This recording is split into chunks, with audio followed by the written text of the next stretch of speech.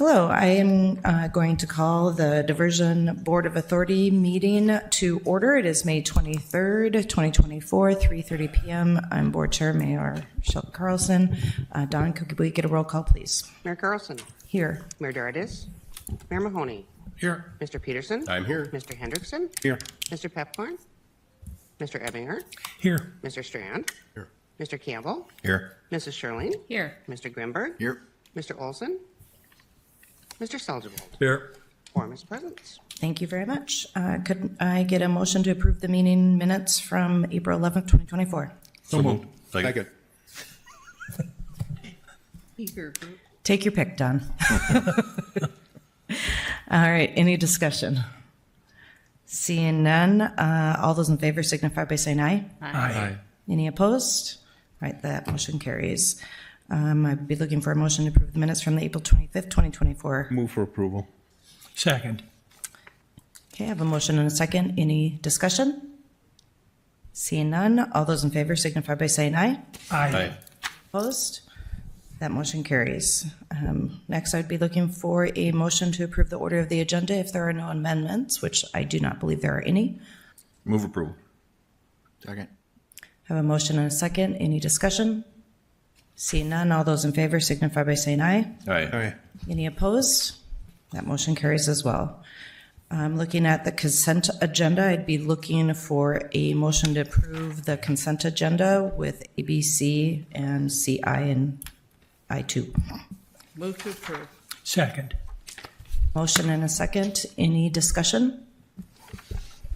Seeing none, roll call vote, please. Mayor Carlson. Yes. Mayor Mahoney. Aye. Mr. Peterson. Yes. Mr. Hendrickson. Aye. Mr. Ebbinger. Aye. Mr. Strand. Yes. Mr. Campbell. Yes. Mrs. Sherling. Yes. Mr. Grimberg. Aye. Mr. Seljevold. Aye. And that is everyone.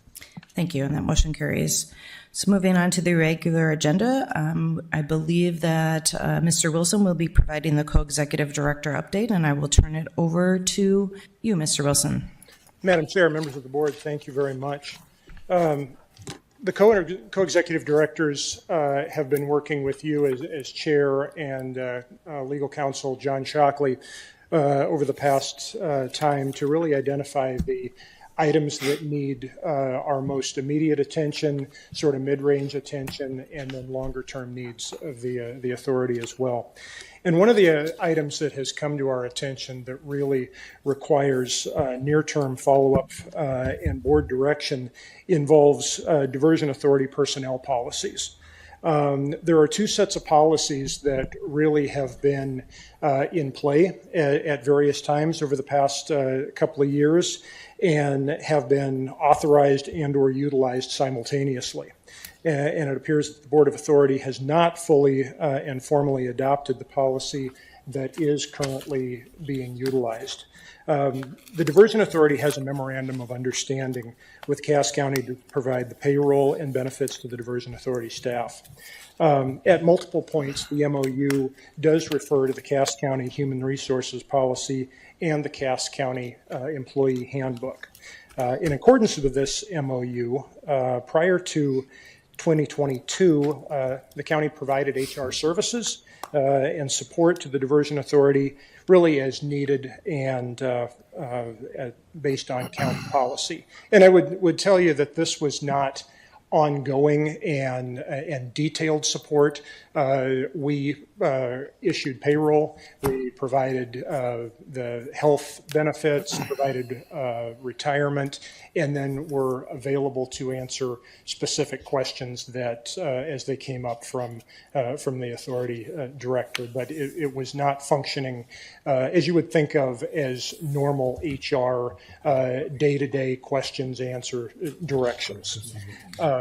Separately, on December 15th of 2021, the authority entered into an agreement with High Roads Partners HR Solutions to deliver a custom employee handbook. High Road Partners delivered a Diversion Authority employee handbook to the former executive director in October of 2022.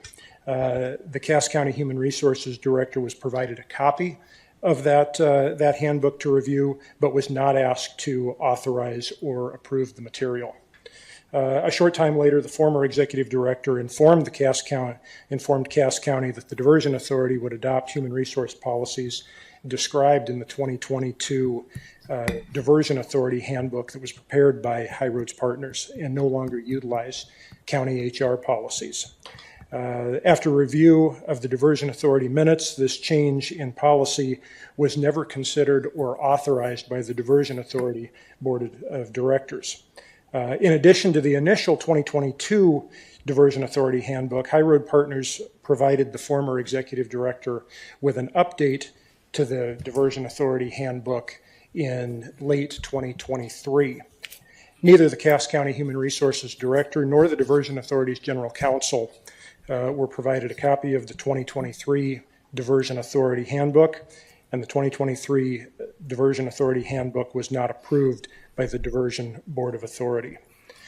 Now, at its May 7th, 2024 regular and properly noticed meeting, the Diversion Authority Planning Committee recommended referring this matter to HR Legal Counsel for further review and recommendation, and asked General Counsel to obtain a cost estimate to perform a legal review of this 2023 Diversion Authority Handbook from our HR Legal Counsel. And I would tell you that that estimate would be approximately $10,000 if you chose to authorize that. At the Authority Board meeting today, the board will be asked to consider the Planning Committee's recommendation and authorize that review. A lot of information there for you. I'd be happy to stand for any questions that you may have. Thank you, Mr. Wilson. Questions from the board? Commissioner Peterson. Madam Chair, thank you. So I'm going to address what's sort of been an elephant in the room on a number of matters on items like this. I think this board has always struggled with ownership of things, meaning, I'm just going to cut to the chase. Cass County, I'm biased. Cass County has an amazing HR policy. We've been utilizing it this entire time.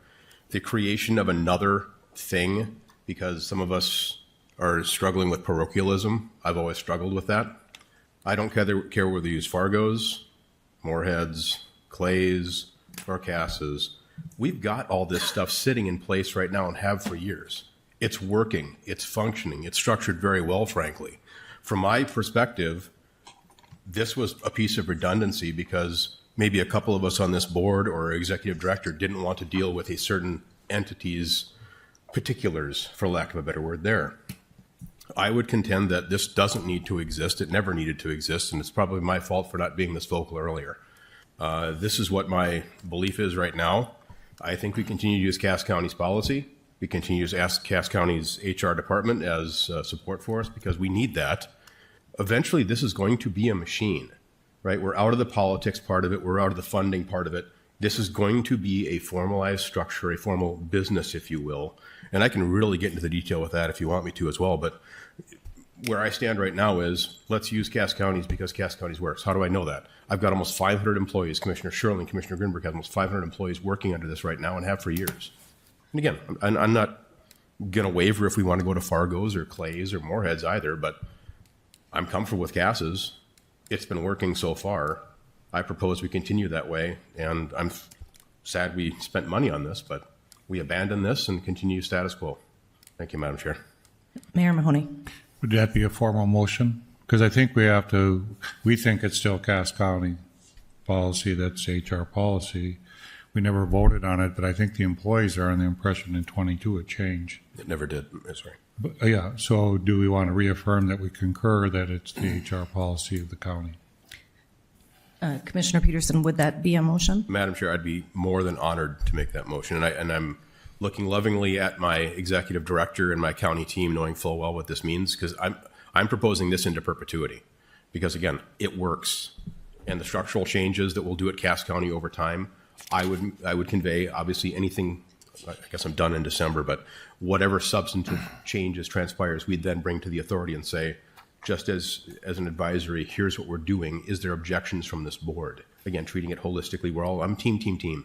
So, Madam Chair, I would make that motion, and then I'll shut up here. Second. Okay, so there is a motion and a second. Any further discussion on this item? Councilmember Hendrickson. Thank you, Madam Chair. If you did make like big changes to the policy, would you let the board know beforehand And I'm addressing it to Commissioner Peterson. Madam Chair, may I answer? Correct, yes. Commissioner Anderson, that's exactly what I propose. And again, I don't know what we do because we just re-engineered this entire policy because ours was somewhat dated as well. And as of a couple of years ago, when did we formally update this? Get my calendars right for me, my friend. It's about 2 years ago, right? It was, when you say formally updated, Cass County's policy. Cass County's policy was adopted with the MOU that was adopted for HR services. If I could make one mention, if it were the direction of the board to formally adopt or affirm the Cass County policy, would want some ability for a transition or work with council to make sure that we have all of the appropriate steps in place, because it is our understanding that Diversion Authority employees have operated under the understanding that the policy in effect have been these updated policies produced by High Road Partners over the last couple of years. So we would want to just ensure that we can formally and methodically transition that, and that we don't get caught in some transition process. Thank you for that, Mr. Wilson. I think that is vitally important when you have employees that had assumed they were working under one policy that has some significant differences than the policy that we assumed that they were working under. That would be important to work with them to transition. I don't know if that is something that you do, maybe a friendly, I guess I would be asking for a friendly amendment to add that to the motion. Perfectly fine, Madam Chair. Yes, fine. Mayor Mahoney. Just a question on this is that could you just kindly send us the Cass County policy so that the board understands what your policies are? Because Absolutely. Vacation time, sick time, whatever, we're all a little different. And it'd just be nice to know that we just got the airport authority's policy, and it kind of helps you see what it is and what's reasonable. And also, I'm assuming by the last motion, Commissioner or Mayor Carlson, you're saying if there's discrepancies, Robert and Michael have the authority to fix them? Do they have to come back to the board to fix them, or can they just fix what has to be fixed? I would look to Commissioner Peterson and Commissioner Ebinger on how you would like that worded as far as the amendment to your motion. Yeah, Madam Chair, the way I interpreted your friendly amendment, and correct me if I am wrong, but the way I read it was essentially have legal counsel review ours to define if there's something catastrophic, meaning something missing or something that's gone awry out of lack of attentiveness, I guess. I don't know how to really explain that very well, but have legal counsel still review what we've already put into policy in place at the county and report back to us. And I would contend that, Mayor, to your point, I would empower our team, so our co-executive directors and our legal counsel, to look at that review. And I'd be hesitant to have them sort of approve carte blanche what they see. I'd want them to bring something back to us. Well, it's just my concern. I think vacation days were different, so you may have accumulation of vacation days. You got to fix that, and employees run at one lot or whatever. And maybe to your point is just whatever's fixed, bring it back and show Bingo. it to us. Yes, sir. Yeah. Okay. So, Mr. Wilson, Mr. Edmund, or Mr. Redlinger. Redlinger, I'm thinking Ebinger, Redlinger. Cousin. Is a month a significant enough time period for you to kind of do that cross comparison and then bring the HR policy of Cass Counties to us, along with maybe a transition plan for the employees? I believe so. I will consult with our HR director next week and work with Mr. Redlinger and city HR director, see if they see any challenges that would take longer than that. But my initial reaction is that we could easily provide something to you next month. Okay, thank you, Mr. Redlinger and Mr. Wilson. Boy, I'm going to go 3 through 3, I'm sure, today. So, Commissioner Strand.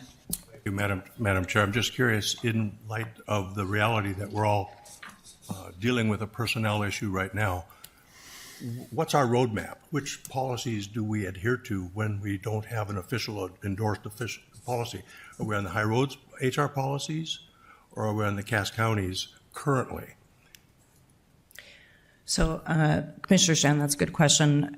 I would maybe look to our legal counsel for this, but my understanding is that the policy that was presented to the MFDA employees was never approved by this board, and that's where that discrepancy lies, is that they're technically legally operating under the Cass County HR policy because the other one was never approved by us. And just for my own confirmation, that's our roadmap in the last couple months that we've been following for HR issues? I'm going to defer this to our legal counsel. I'm not exactly sure how. My understanding was when it wasn't approved, it is the Cass County policy that we're operating under. I Thank just you. hate to assume things.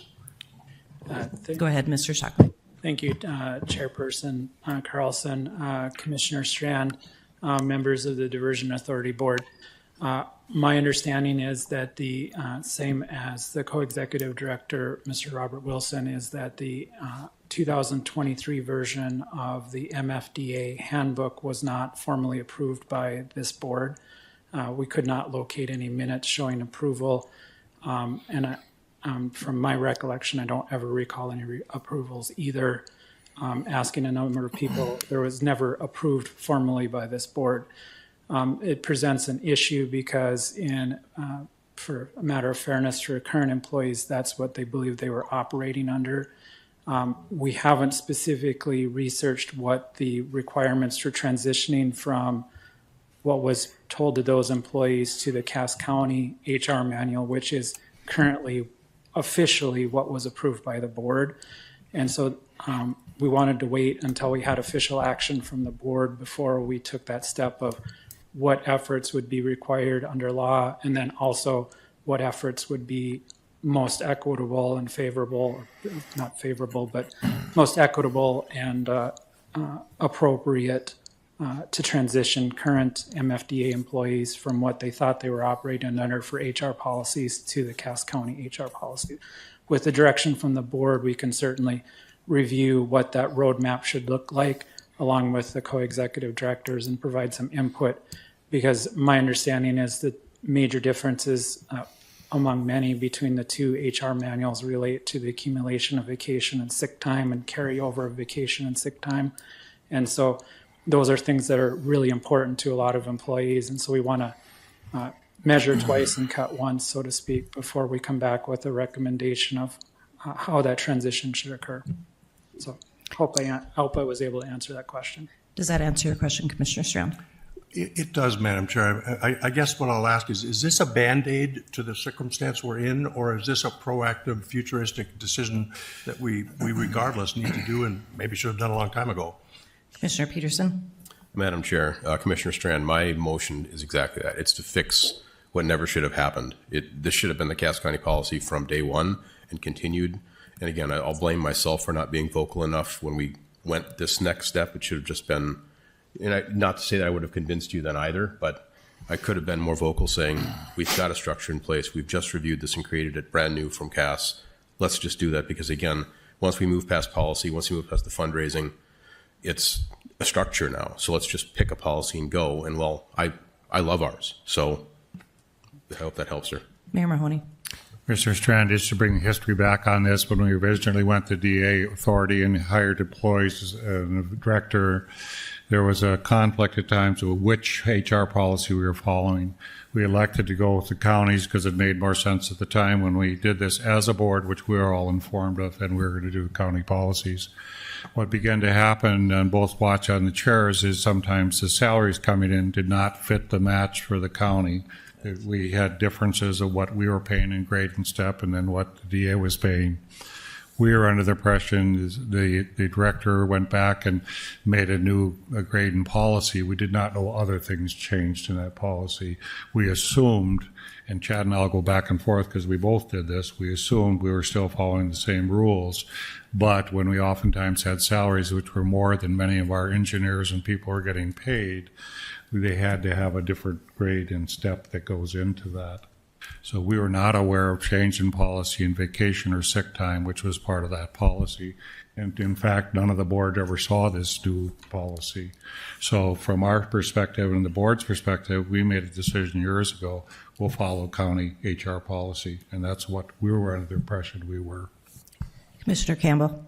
Yeah, thank you. You know, as was mentioned, we did talk about this in the planning committee meeting, and this is the exact concern that I raised at the time was we seem to have this conflict now with what probably most of the new diversion authority staff has been hired under, which could conflict with what Cass County's is in regards to vacation, and there could be some other things. It might even get into health insurance. I don't know what some of those things are, but the fact of the matter is they were recruited based on this policy that was never approved by this board. And so so I appreciate Commissioner Peterson's recommendation and willingness to have the county serve as in that capacity.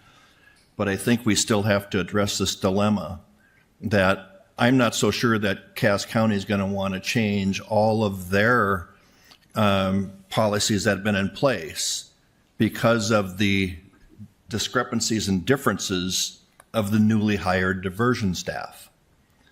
So that's the dilemma that needs to be worked out.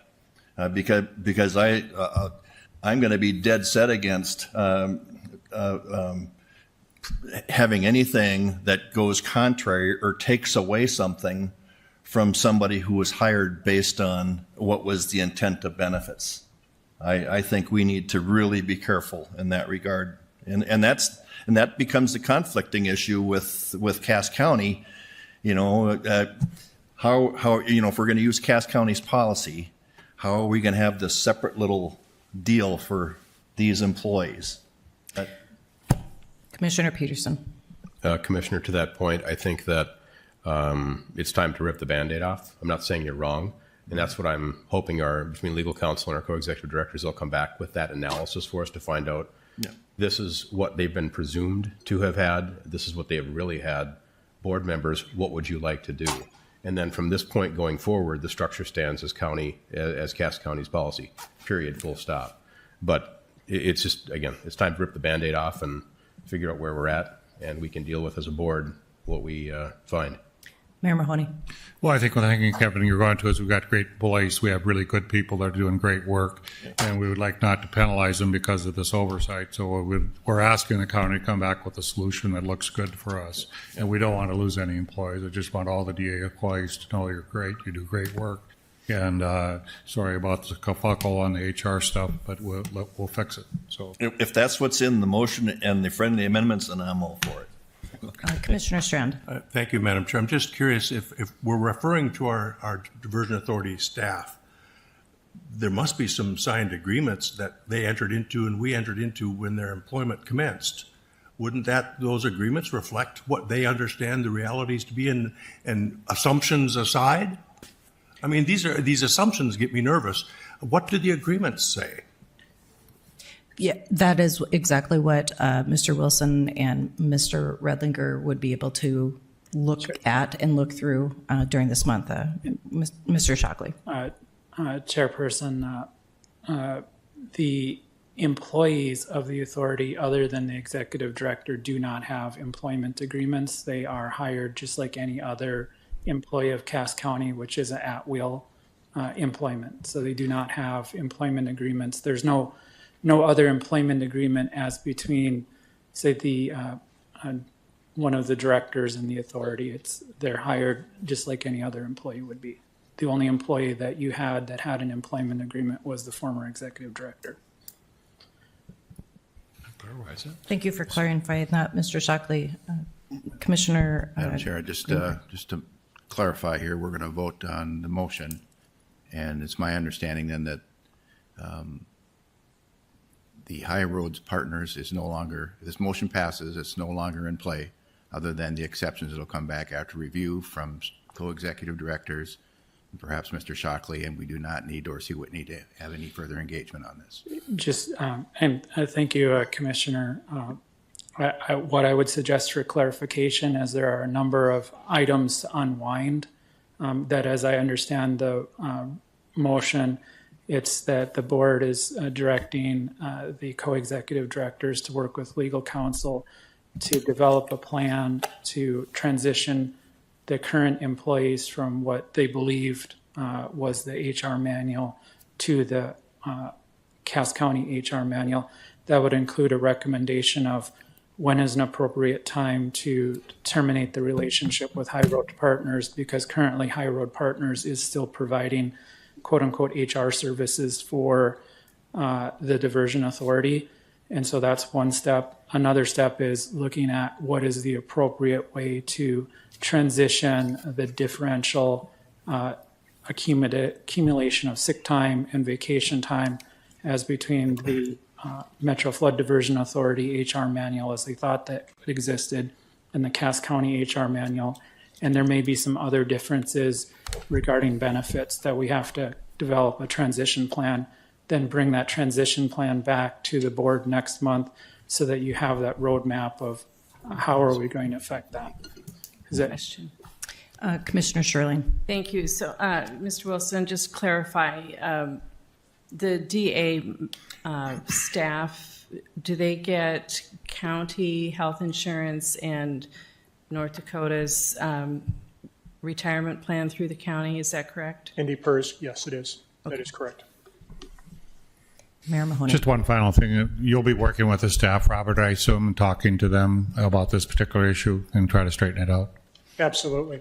Certainly understand the sensitivity of this and want to do it the right way and understand where that is a requirement. Thank you.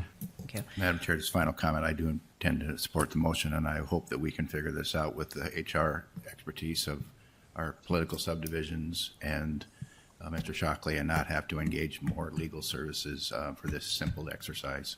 It has to be pretty straightforward and black and white, in my opinion, to figure it out. Commissioner Strand. One last question, Madam Chair. With what we've been through since April with regards to the exit of our executive director, and we had planning committee members and leadership here, and you as chair involved, whose guidelines did we follow? We've referred to and acknowledged that we had HR guidance. Who was it? Who was it providing us this HR? Was it the county or was it the High Roads in the last couple months? In reference to what? The exit of our executive director and the handling of that. That was the contract. That was a contractual. But who was giving us the HR guidance in that process? Mr. Shockley. Thank you. In this regard, our HR counsel has advised us not to make any public statements regarding this matter. So, any further discussion related to the motion on the floor right now?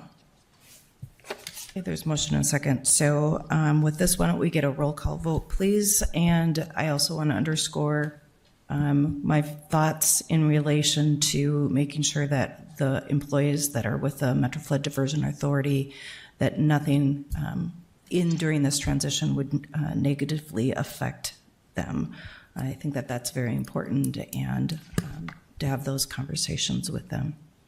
So with that, roll call vote, please, Don. Mayor Carlson. Yes. Mayor Mahoney. Yes. Mr. Peterson. Yes. Mr. Hendrickson. Yes. Mr. Ebinger. Yes. Mr. Strand. No. Mr. Campbell. Yes. Mrs. Sherling. Yes. Mr. Grimberg. Aye. Mr. Salzwald. Aye. And that is everyone. All right, that motion carries. Moving on to 4B, this would be the Executive Director next steps, and I'm turning this over to Mr. Redlinger, who I now know exactly how to say your name and everything. Well, thank you, Chair Carlson, and members of the Board of Authority. Good evening.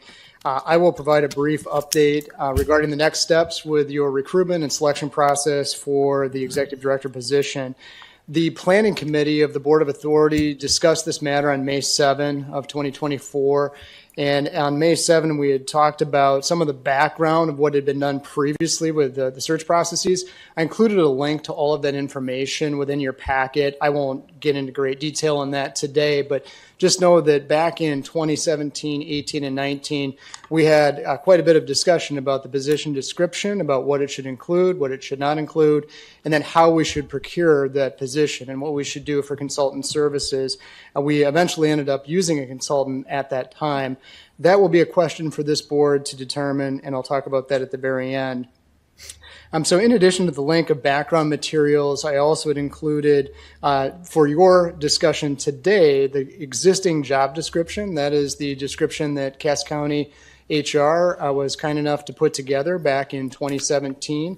And it's from that job description that we work to try find edits and revisions that would be appropriate for the time being and moving forward in 2024 and 2025.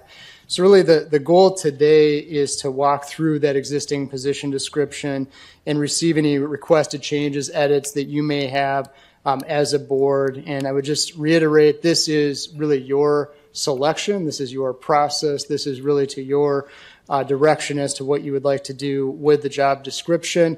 Your co-executive directors are certainly here to assist you, but that is our role, and our role only is to assist the board in its next steps with this position. This is your process. So to start, if we could, and this is up on the screen as well, if we could look at in the PDF packet, this is page 96. If we could look at the job description at present, I did send out this information last week and sent a refresher on Tuesday night, just asking for any feedback and comments. I would say generally on the job duties as well as the qualifications and experience, I didn't receive many comments, but one that was very clear and unequivocal was that we should think about a broader, deeper perspective beyond just a technical or engineering perspective. Perhaps it's an individual that would have a deeper experience with government, with legal, with financial matters and affairs, and have the experience commensurate to that as we think about our project management here for the Fargo-Moorhead diversion. So the comment was very specific, the one that I did receive, that we need to think bigger. We should be thinking about large government projects as well as someone who's had some pretty good experience. I would also add that the one individual that contacted me made note that we don't necessarily need to look to an engineering degree or the program management or project management certificate or endorsement, PMP. That is something that if you are in the space of, like Paul Barthel and others, many people have PMPs, and that's great, but perhaps that's not an attribute that would be necessary for our job. Rather, that complex government experience and management would be more appropriate for our position. I would also just share under general skills and abilities, one feedback point that I have received is that we really need somebody with strong communication skills, abilities to manage really complex streams of work, as well as have that critical acumen to think about managing the consultants, managing the affairs and business of the board. And just to be able to do that with political astuteness is something that would be really highly desired. I also received just some limited feedback from your PMC team, and just appreciate their comments as well as they looked at your existing job description. I think these can be included very simply and succinctly, and that is that our future directors should have some acumen as it relates to P3 compliance and enforcement, as well as management of finances and budget, as we discussed earlier, as well as the development and implementation of policies and procedures when we talk about post-operation monitoring, cleanup activities, as well as asset management. We will have a variety of assets that we will own that we will need to think about improving and maintaining over time, and that the future director should really have some experience in that regard, as well as experience with permitting, easements, and right-of-way management as well. So in terms of a timeline, if the Board of Authority did decide to give a green light to recruiting and advertising the position, what we would do is get this posted up yet this month and in early June, really be advertising for a period of 30 to 45 days, ideally closing the position right after the 4th of July holiday, and then would be coming back to the board and talking about how you would like to screen candidates, providing a report about how many candidates were interested in the position. As I look and work backwards from a hiring timeline, I believe that in just looking at our timeline, if we were to advertise for that period, we could look at having somebody here, hopefully right after Labor Day. And depending on how the board would want to configure its selection process, if you'd want to use a selection committee, or if the full board would want to engage in this endeavor. So again, I'll just leave it at that. We're happy to assist with anything that we can do to help you. The Cass County HR Department in the past, as they will be looked to in the future, as it relates to this search, has been really immensely helpful. And I will work with Robert and his team to make sure that we're getting the word out. I would just in close say that we had advertising locations of about 15 to 20 different locations in 2017, 2018 that we looked at. We would likely reengage all of those same posting locations, both technical as well as government, like the National League of Cities, the Association of Counties, et cetera. And so we would get that word out. So defer to the board, certainly on your next steps. We're happy to take your direction and feedback on next steps. So we'll leave it at that for today. Thank you. Thank you, Mr. Redlinger. Questions or comments from the board members?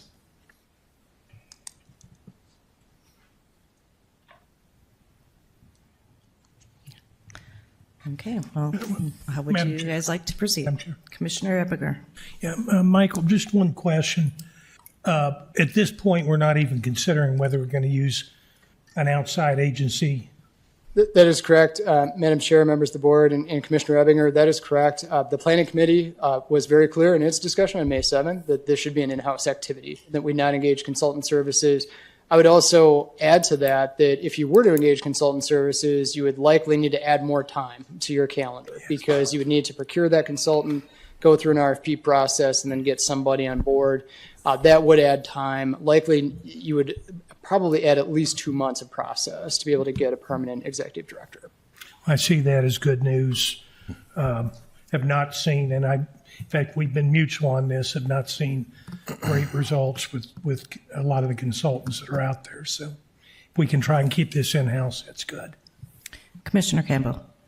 Yeah, I just want to revisit going way back when we originally started this conversation and how we would go about an executive director position and the vast amount of work and experience that would need to be required from that position, and what those job duties were, and the political discussions moving forward, and all of, and the, you know, and I brought up back then that executive director position, in my opinion, would look different during the build out phase than what it would when the build out phase was complete. And of course, you start talking about, you know, and it's an attractive salary that we have right now for that executive director position. But at some point in time, I've always felt that it's going to become more of a managerial role than it is an executive director on a build out of a project of this magnitude. And I, you know, so I'm curious of where the board wants to go with hiring an executive director with a job description right now. If we're using the same job description as when we originally hired this position, what's going to happen when a lot of those responsibilities and a lot of those things are no longer part of the job? Are we still going to be paying the salary that we have for somebody who, I agree that the asset management and all those things are important. They're all going to need to be done. But at some point in time, I don't know that we're going to need to have the same position. And I said it at the very start of this project.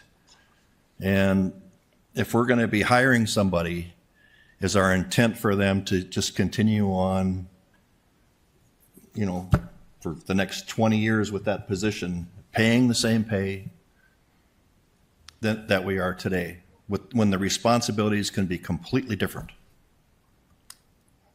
I said that then, and I still believe it today, that they're two different jobs.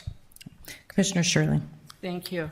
That is why, that is the only reason I would support a contract.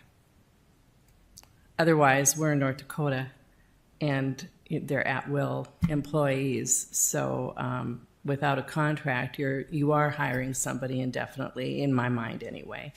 But I think if we have a contract for however long, I mean, obviously, it's kind of tough to expect somebody to take a pay cut after a number of years. I mean, it would need to be a 5-year contract, whatever. I'm just throwing that out there. That's how I see it, but. That's exactly what I'm getting at, is that the position that we're looking to fulfill right now, has that got an end date?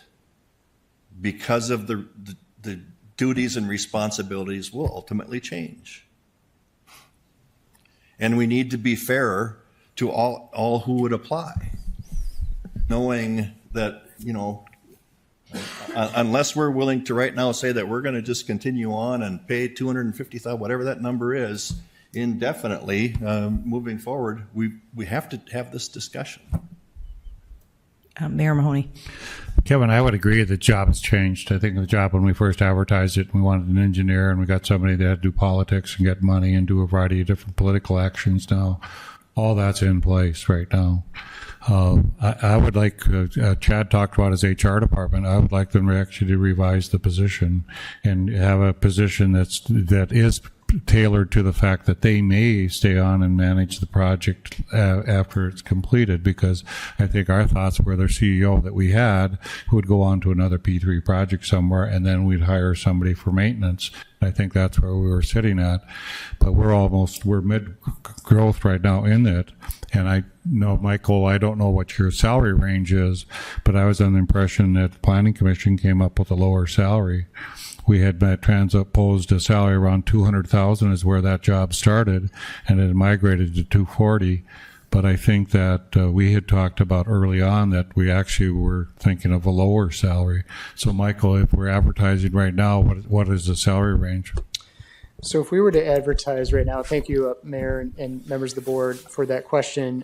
It would be an open question because that is not established. We could certainly do that. To your point, we could look at some additional comp analysis using both the county system as well as the city of Fargo system, just to kind of get some ideas for that. That was a negotiated item that on that contract and that employment agreement that resulted in the number that it was. But we could absolutely look to that on just a brief comp review. And if we could also look at, for example, removing even I believe the description says that it is a PMP or a PE preferred, you could remove that. That might also change some of the comp analysis. And we could just keep it focused more on that master's preferred or a bachelor's plus 10 to 15 years. I believe it's 15 years experience. So we could see what that number looks like and then put that to paper. Okay. Commissioner Peterson and then Commissioner Grinberg. Thank you, Madam Chair. Commissioner Campbell, I think to your point, with an HR policy, here's how this would evolve. It would be a restructure and a reanalysis of the job description at that period when we say we no longer need that executive director in this stead. We're all done. Everything's operational. We simply need someone to evolve into that new position. We'd go to what's called our employee overview committee. Employee overview committee makes a recommendation, and that creates the new job description and the new pay structure. So I think to your point, I'm agreeing with you. I don't think we need this person at this level of expertise in various areas into perpetuity. So I think that there's going to be a time, and again, we've got that policy in place and how we do that in CAS.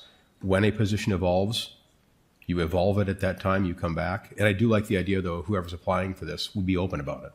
Because I frankly think whoever we hire, maybe speaking too much here, but I think whoever we hire is going to go on to whatever's next. If I can just respond, and again, and that's exactly what I'm concerned about, is that whoever we're going to offer the job to or contract to, that understanding that, and I'm going to use the words that we use in Clay County HR, PDQ, which is basically your establishment of criteria, job criteria. When that changes, so does the position. And I don't want us to hire somebody without them knowing that this position could change. Commissioner Grinberg. Thank you, Madam Chair. I tend to support, the direction and the comments from Commissioner Campbell. the discussion at the planning committee, to add to Mayor Mahoney's point, was the thoughts of the planning commission members, but to bring this forward for this discussion at the full board and not being presumptive at the planning committee.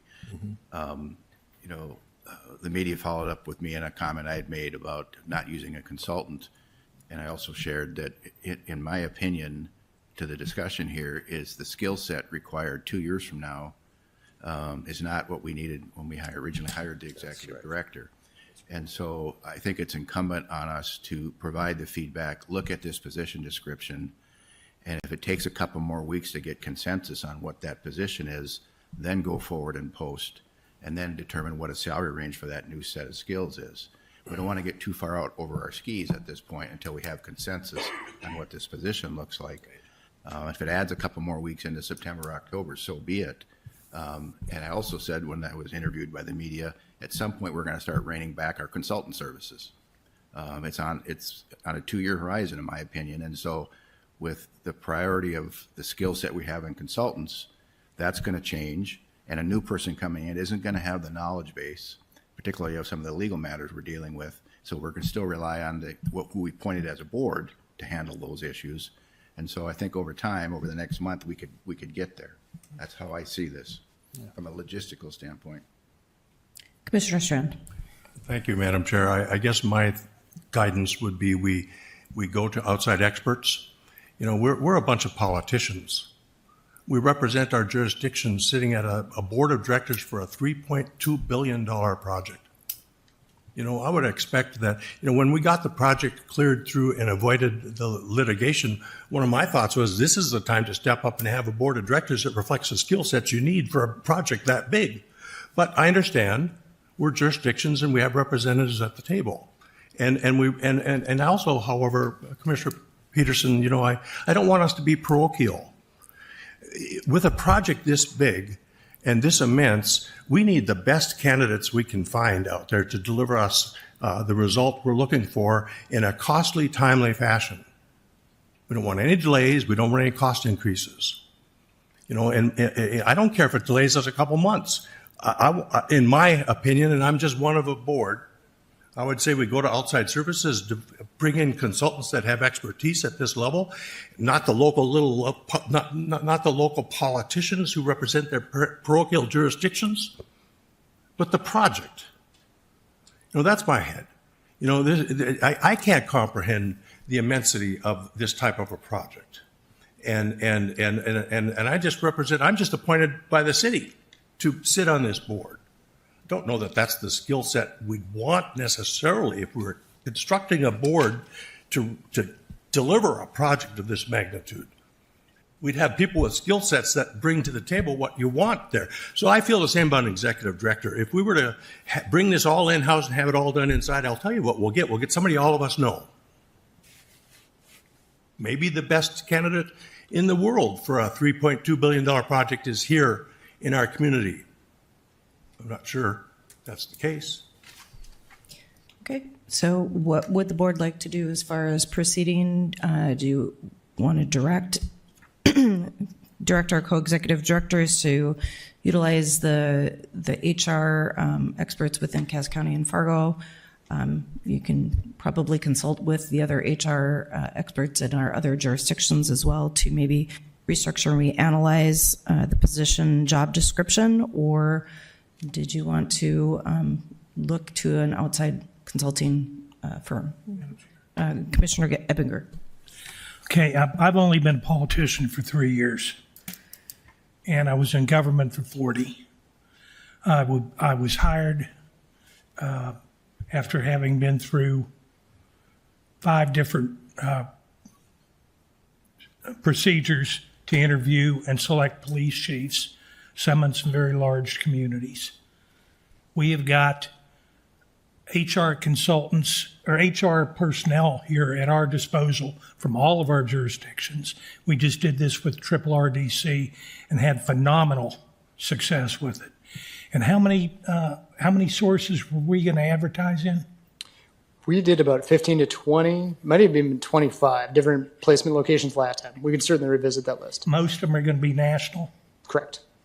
Regional and national. I would bet my next pension check that it's not going to be a local boy. And if it is, so be it. But we're going to have a diverse and a widespread opportunity to advertise this job.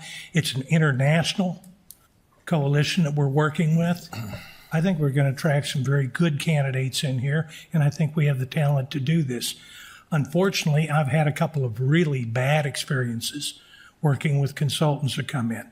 A lot of times they have the person they want you to hire, and it's because it's somebody they're basically trying to sell to you. We have talent within our agencies to follow good protocols for HR recruitment and interviewing. We just had a great successful job here with the dispatch center. I do not see needing to get a consultant. Mayor Mahoney. Are you looking for an action item? Yes, this is I would an move- action item. I would move that Mike and Robert work with the HR departments of the county and the city, write up a job description, and have the planning committee review.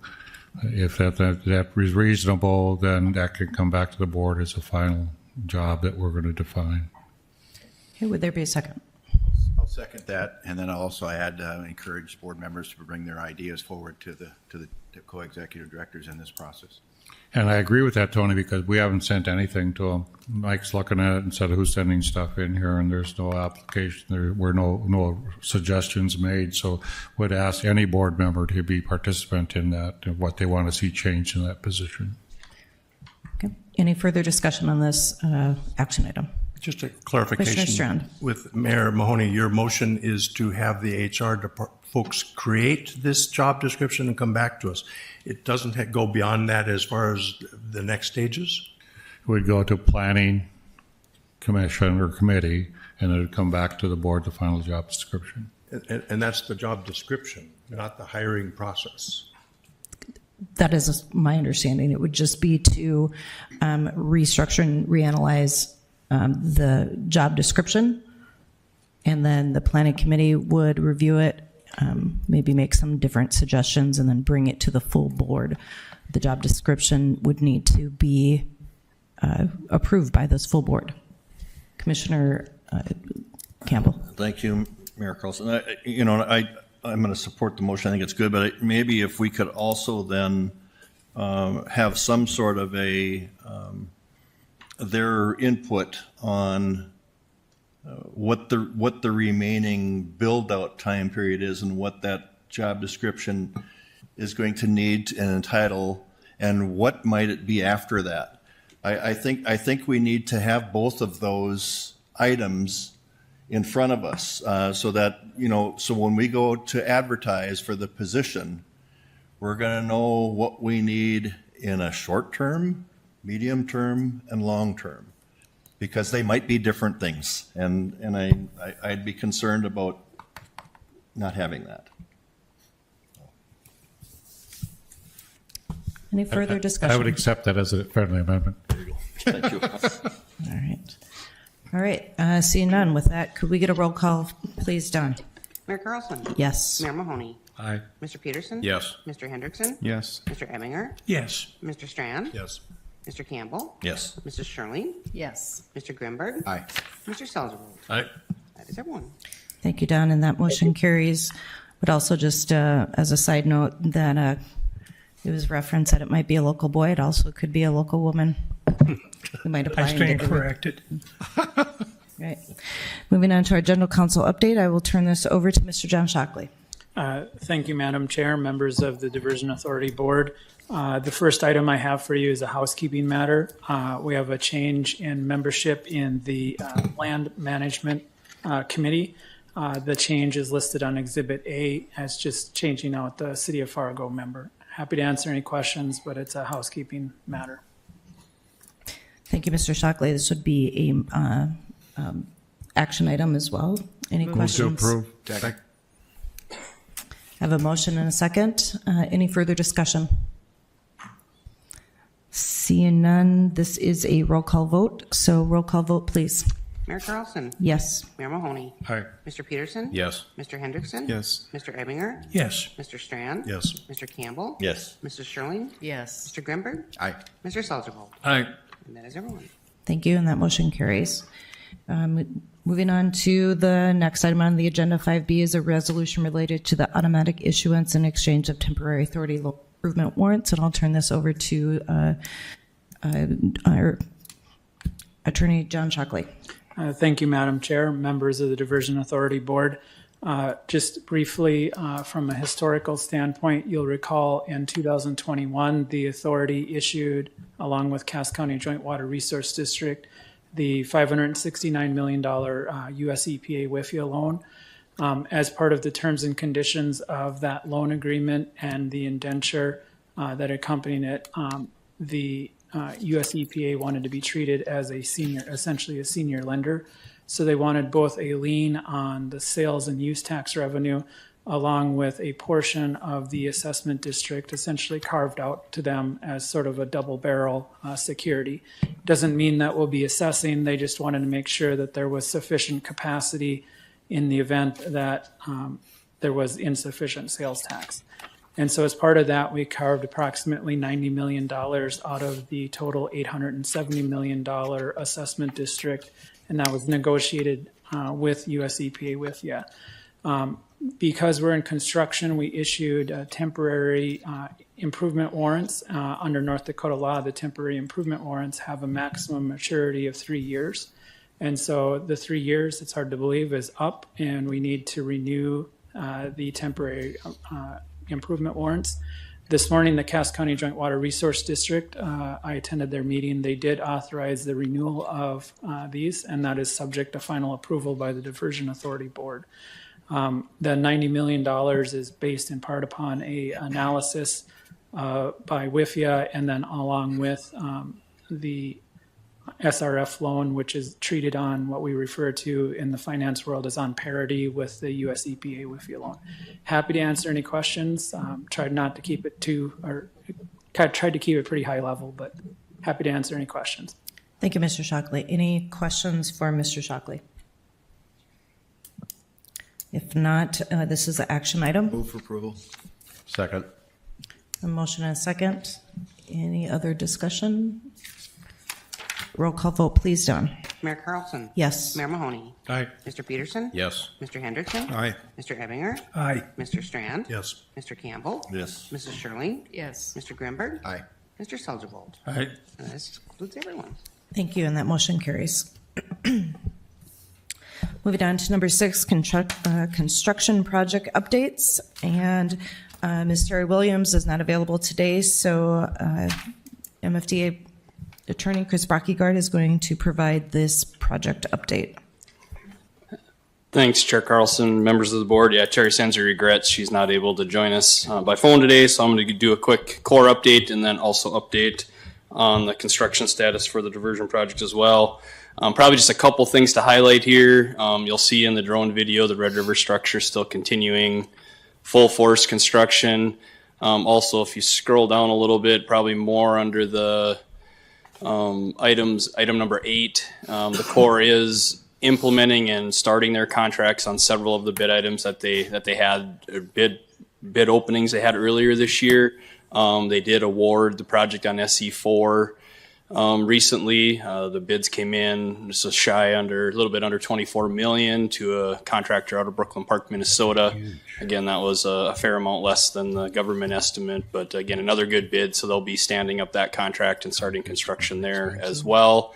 Again, just also note in item 9, we're down to our last 2 segments of design for the Corps, which we are starting our final review stretch here over the summer, and they'll be looking to bid those this fall for award early next year as well.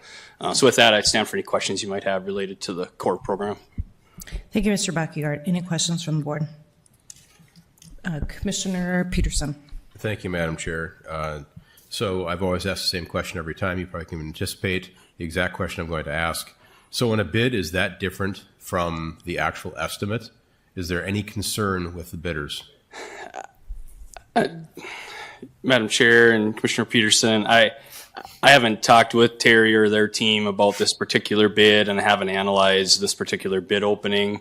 But typically, there's an evaluation done to make sure that there isn't anything that is out of place with the bid, missing numbers or things like that as they're doing their estimate review. And beyond that, then they would look at whether there was a competent contractor, and if it was, they would award being the lowest responsible bidder. So, Okay, thank you. Chris, we'd really like to have them bid on some of the projects in Fargo, so if you could get them to do that, I'd love that. don't disagree, Mayor. Any further questions for Mr. Brackyard? All right, this was just for our information only. So moving on to the next item, this is also Mr. Brackyard. Yeah, thanks, Chair Carlson, members of the board. Real quick update on the diversion channel. Things have been slowed just slightly with the rainy weather the last couple of weeks, but they still are making good progress. I think just a couple things to highlight. The drone video that you'll see in a minute will highlight a lot of things related to construction. Just a couple of note that aren't on the bullets. They are looking to set beams on 2 more bridges in the next few weeks, so we should have that update for you in June. That would be on 38th Street and County Road 10.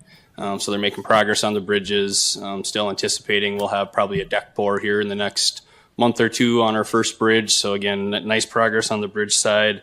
Also, on the BNSF Hillsboro, they are very nearing completion of the temporary bypass there and anticipate having trains on that within the next week or 2. So expect that we'll have another railroad bridge under construction as well. With that, I think the rest of the items are pretty straightforward on the bullets, and I can certainly answer any questions you might have related to other construction items on the channel program. Thank you, Mr. Brackyard. Any questions? Seeing none, you can move on to the next item on the agenda. Yeah, Madam Chair, before I should have noted, before I step into the safety update, I did want to correct a number that I shared last month.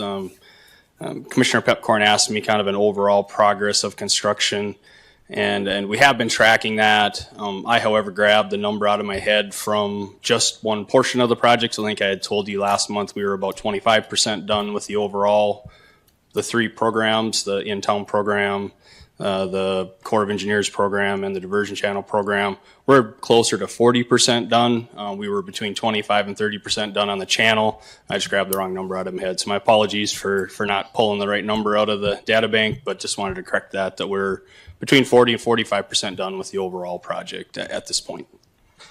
Thank you. And then for safety, we did have a few more recordable events this last month. Nothing of significance or to note. Probably the only other thing I wanted to, apologies, there weren't any recordable events this last month. Sorry, I looked at the wrong chart there. So we had a good month related to that. A couple of minor vehicle incidences and near misses. Probably the other note that I wanted to make is we did cross over 1 million hours worked on the diversion channel this past month. So I think that's a nice accomplishment for the number of hours and work that our contracting teams have been putting in on the project as well. So with that, I can stand for any questions related to the safety update. Thank you. Any questions? Seeing none, you can move on to the last item. Sounds good. Now we'll start the drone video. Hi, I'm Tom Fuchs, Senior Construction Manager with the Metro Flood Diversion Authority, with your May construction update. The U.S. Army Corps of Engineers awarded contracts this spring for 2 segments of the southern embankment, the earthen levee that will contain the upstream mitigation area. As they prepare to award a contract for the 3rd stretch, work began on the stretch known as SE-1B, which lies immediately west of the diversion inlet structure.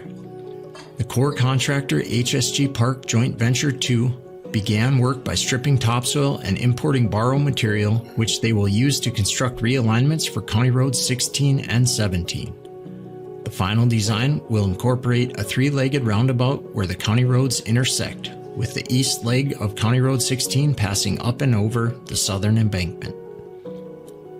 Nearby at the Red River structure, the largest of the 3 control structures on the FM area diversion project, the Corps contractor has been busy working on the west side. With concrete work substantially complete at the west abutment and pier, crews are now stressing the first of the structure's post-tension bars, which will strengthen critical elements of the concrete structure. In the structure's west bay, crews installed the Tanner Gate embed plates, where the gates will seal and slide against the structure on both sides.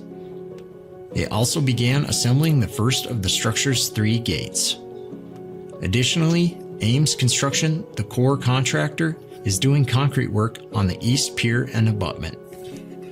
While HSG Park works on the southern embankment, ASN Constructors is excavating nearby on Reach 13 of the stormwater diversion channel.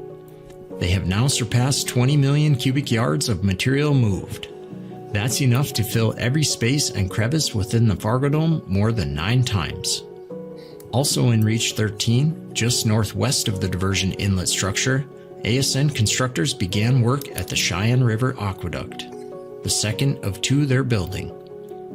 You'll notice we shifted from our drone view here as we see them begin to drive sheet piles and H-piles. Due to an active eagle nest near the site, we will be watching this work progress from a different angle. Work also continues at numerous other sites for ASN Constructors. As we look east from the 32nd Avenue West Channel crossing, where pile driving is now underway, we can see its proximity to West Fargo. The channel in this area will run just west of the city's boundaries. As we move north of the Maple River to the BNSF railway line, we can see that the concrete substructure for the BNSF Prosper Bridge is taking shape.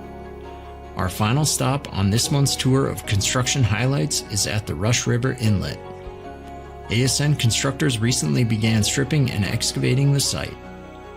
Similar to the diversion outlet on the far north end of the stormwater diversion channel, the Rush River Inlet will be an open channel excavation with armored rock arch rapids and 23 boulder weirs to guard against erosion. As you can see, it's already shaping up to be a busy construction schedule for the FM area diversion this season. Stay current on the progress by following us on LinkedIn, YouTube, Facebook, or X. Thank you for that. All right, moving on to number 7, communications team update, and I will turn this over to Miss Amy Beasley-Wilson. Good afternoon, Madam Chair and members of the board. The May newsletter again performed well, and I hope you had a chance to see Alex Offerdahl's Faces of the Diversion video. He did a really nice job for us, and next month we'll be featuring Captain Kyle Volk with the Corps. We had a chance to interview him this week. We also pushed out a few construction update videos, one on the Red River structure, another on I-29, and you'll actually see one this evening on our social channels about the aqueducts and the work being done there. For media relations, we sent the April construction update release and got some media coverage from that. We're also continuing to educate on the DRB process and pushed out a blog on the crop insurance programs to begin to educate more on what's being done there. In terms of our partners, they sent out a release on the OHB open house that the Corps hosted, and then ASN Constructors shared news about their safety week, and they donated food to the Downtown Engagement Center afterwards. So we had a fair amount of media relations this month. That's all I have to report, but I'm always happy to answer any questions. Thank you. Any questions for Amy? None. Thank you so much. Moving on to land management update. We'll turn this over to Miss Jody Smith. I know you got my name right, so. Mm-hmm. So the usual suspects are up on the screen before you. On the left-hand side, you can see an overall project overview. I know we discussed this slightly at the Finance Committee, but along the channel, there's one small parcel just south of I-94.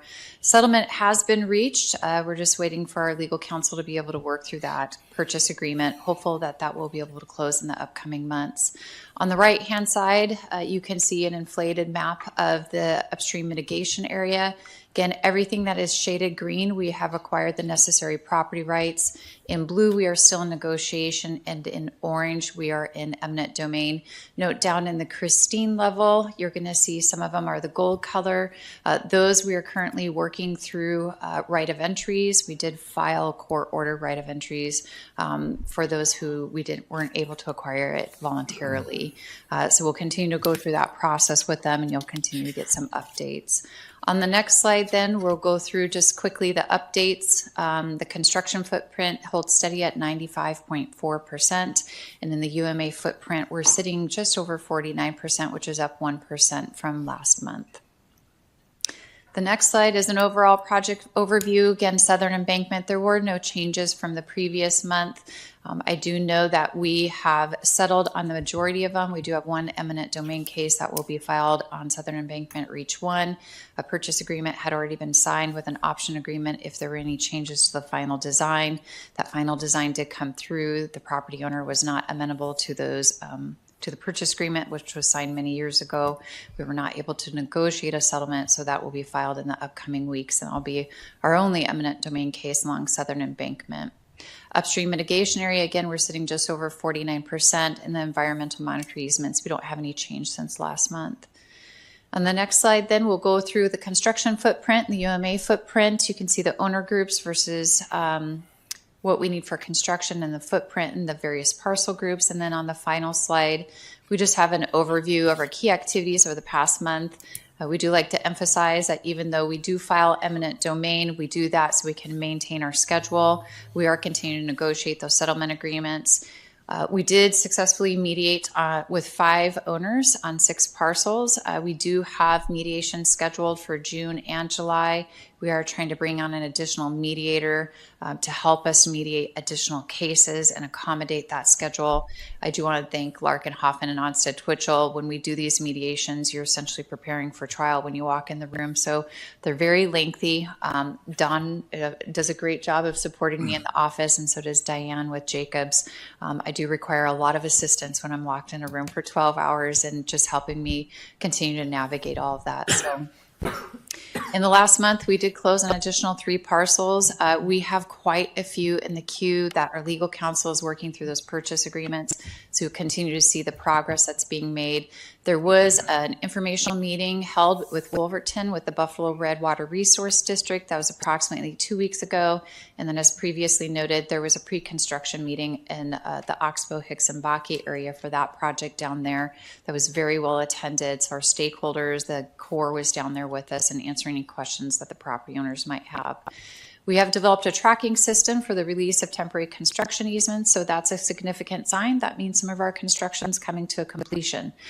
So we will be going through that review process on both SE1. We will go through that process on the I-29 roadways, and then I know that our RVA is going to continue to look at that starting at the Northern Reach.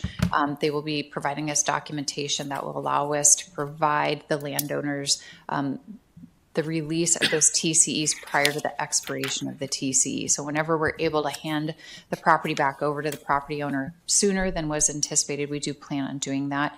And then we did finish our farmland leases today. So thank you to both the Cass County Joint and the Moorhead-Clay County Joint Authority. So open to any questions that you might have. Thank you, Ms. Smith. Any questions I have one. or comments? Commissioner Shirley. Thank you. Just curious, a continuation of the farmland leases. I know that we've approved several excess lands disposals recently. What's the timeline for disposing of all of that lands and no longer having leases?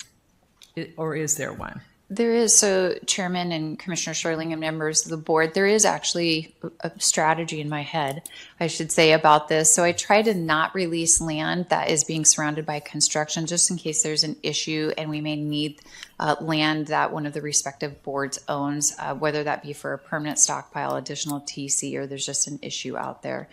Once we complete construction in that area, then I do plan on evaluating that and going through the excess lands policy. As you are aware, we have 3 portions of our rail corridor going through Horace up for sale. Of the 5, I do plan on calling a lands committee meeting in July. So hopefully we can get another section of that up for sale. And then the majority of the ones that we've been putting up for sale are the rural residential lots. So they tend to be under 10 acres. There was a home on there. We've mitigated that home, and then we're going to go ahead and put that up for sale. I also look at the surrounding land. So if there's surrounding land that is still in negotiation or in eminent domain, then what I will do is hold on to that land because it may become a tool for settlement negotiations. So I have one that we're working through right now that's a it's a fairly significant settlement. They are interested in some of our excess land, whether that be for farmland or that be for development. So we'll incorporate their requests for some of the excess land into that settlement negotiation. So I try to release the ones that are sitting on the JT Lawn Services. I know Commissioner Peterson had asked about the kind of the cost of that. So those that are requiring the weeding and mowing, because they don't bring value as far as being able to do the farmland lease, we are trying to release those because at this point they are an expense and liability to the project versus being able to recoup income off of them. So did I answer your question? Great, thank you. Okay. Any further questions? All right, seeing none, thank you so much, Ms. Smith. Moving on to the finance update, Mayor Dartis is not with us here today, so this report will be given by Mr. Robert Wilson. Madam Chair, members of the board, thank you. The Finance Committee met yesterday. Presentation of bills that were approved for the last month totaled $4,714,017.94. The net position of the authority at this time is $243,698,752. The board approved 2 contracting actions. One was Task Order 16, Amendment 0 for utility relocation with Cass County Electric Co-op in the amount of $556,000. That is to bury 2.2 miles of overhead feeder lines that are coming out of the Oxbow substation. Work Package 47C, Change Order Number 2 for test holes and wells with LPT Enterprises in the amount of $142,993 was also approved. The description of that was that this is related to aquifer testing. Description was that when they did test wells at the beginning of that project, wells of a particular depth were anticipated when they got into the actual project, had to end up digging a little bit deeper wells, and that required a little extra effort, a little extra material to go down a little further. So that was the reason for that increased cost. There was one bid award that was for Work Package 52A, gravel resurfacing in the Stanley Township area. 3 bids were received. The low bid was provided by Industrial Builders in the amount of $479,655. That was 4% higher than the engineer's estimate of $459,002.50. That 4% overage was within the budgeted contingency, and that was approved. And there was also a relocation of the lands budget approved that does not impact the overall lands budget. It was just a reallocation across several line items. And that would conclude my report. I would stand by for any questions. Thank you, Mr. Wilson. Any questions? All right, seeing none, thank you very much. The next is under other business. This would be the WP52A bid award, and I will turn this over to Mr. Chris Bachegard.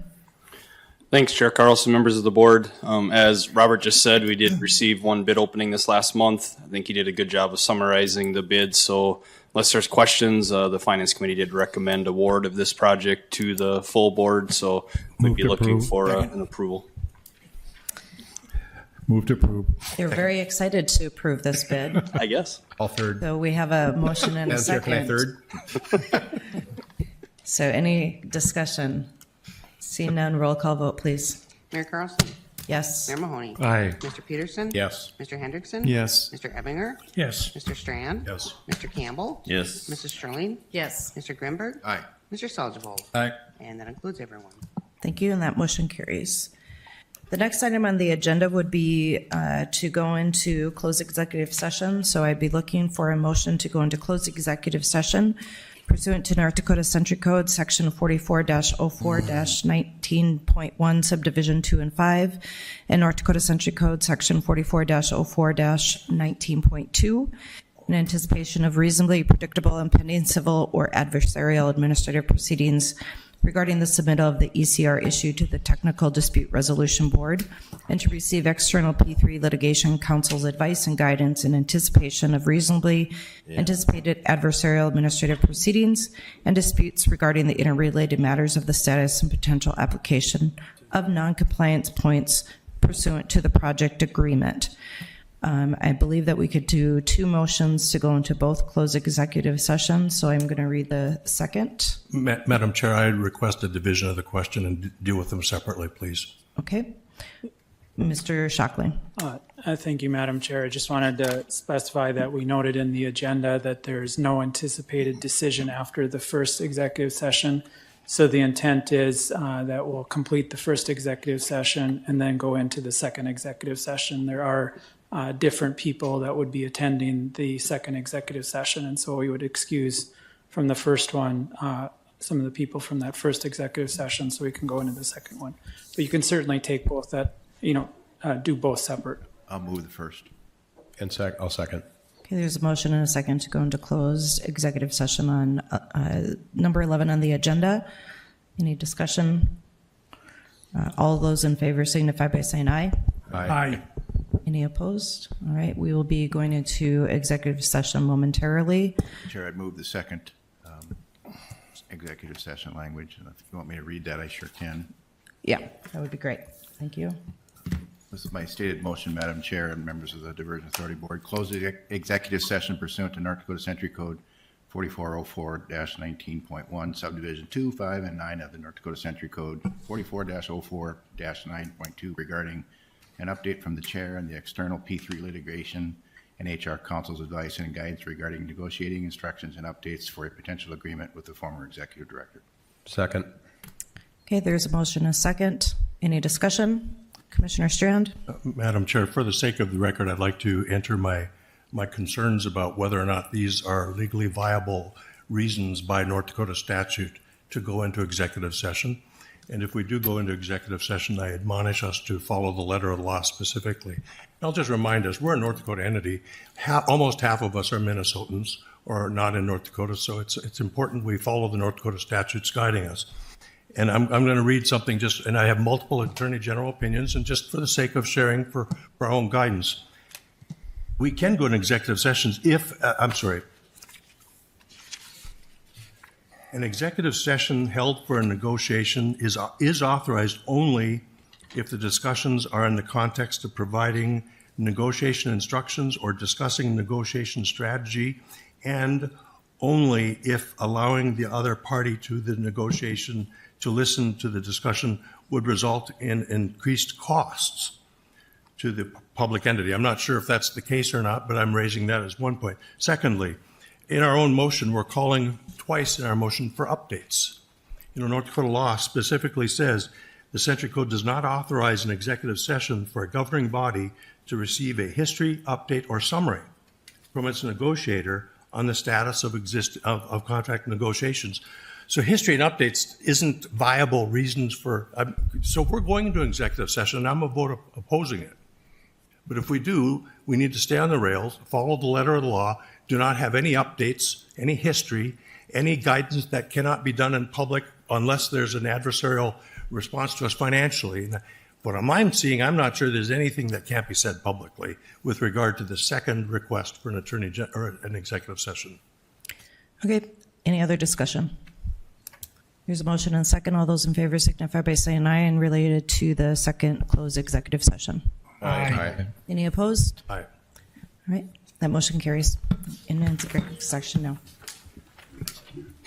All right, it's 6:36. We're coming back from both of our executive sessions. Do I have a motion to adjourn? Motion to adjourn. Second. Have a motion and a second. Motion by Chad Peterson, a second by Dave Eppinger. All those in favor signify by saying aye. Aye. Any opposed? We are adjourned. Thank you.